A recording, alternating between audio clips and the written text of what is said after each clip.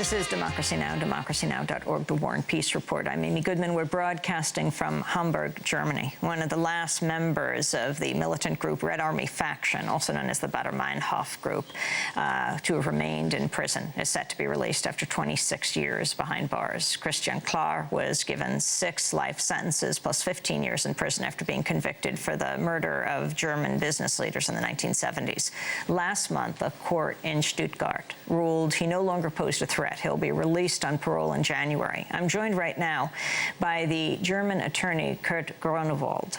During the 1970s, he made headlines when he was disbarred. He was convicted for representing members of the Baader-Meinhof Group. In recent years, he's been a vocal critic of many of the anti-terrorism measures taken by the German government, as well as other nations. Kurt Groenewold, we welcome you to Democracy Now!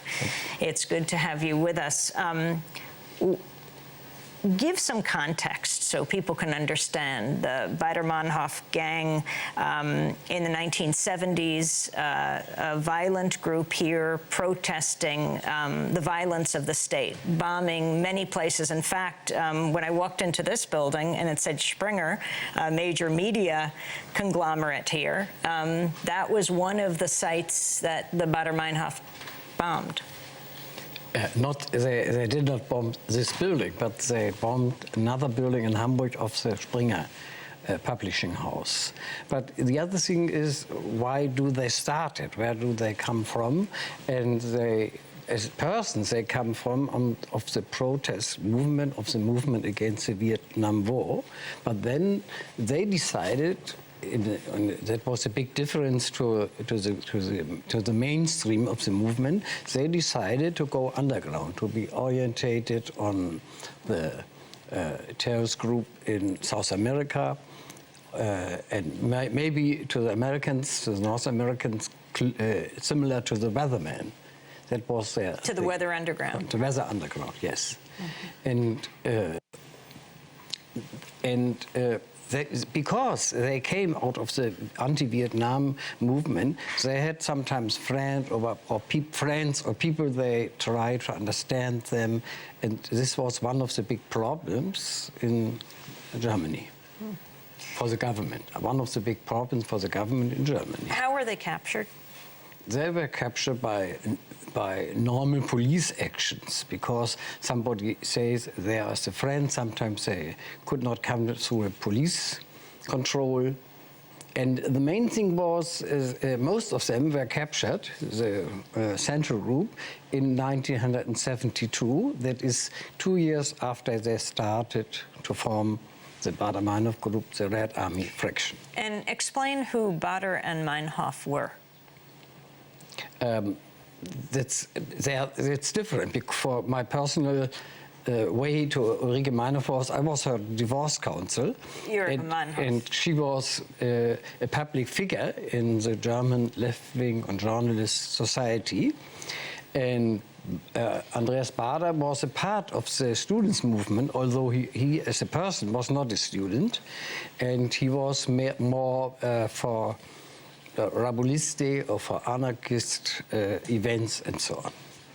And they came together because Andreas Baader and his girlfriend, Gudrun Enslin, they made a fire on a warehouse in Frankfurt. That was the beginning, the informal beginning of the group, or of the coming together of the group members. And Ulrike Meinhof covered this event in a newspaper in Concrete.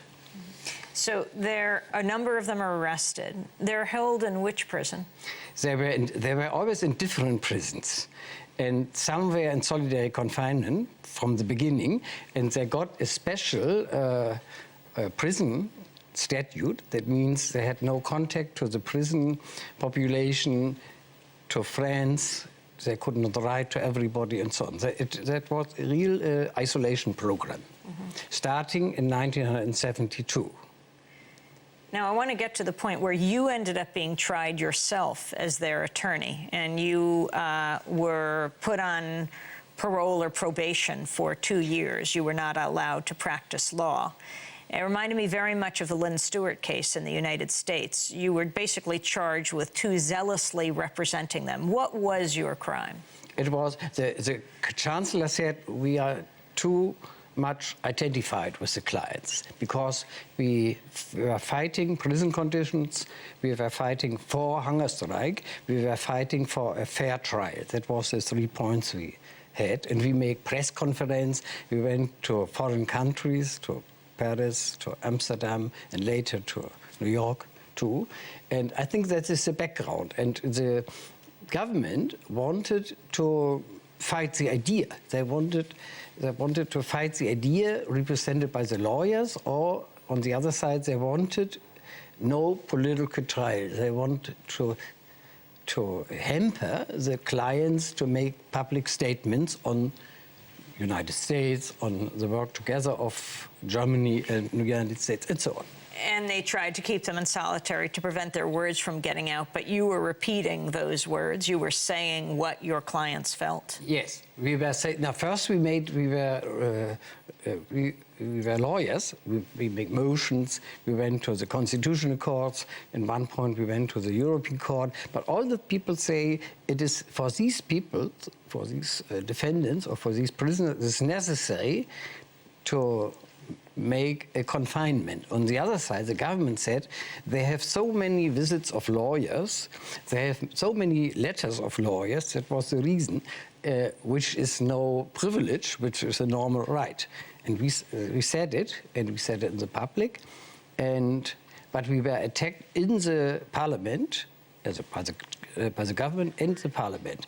And in the picture of the parliament, each lawyer was a criminal.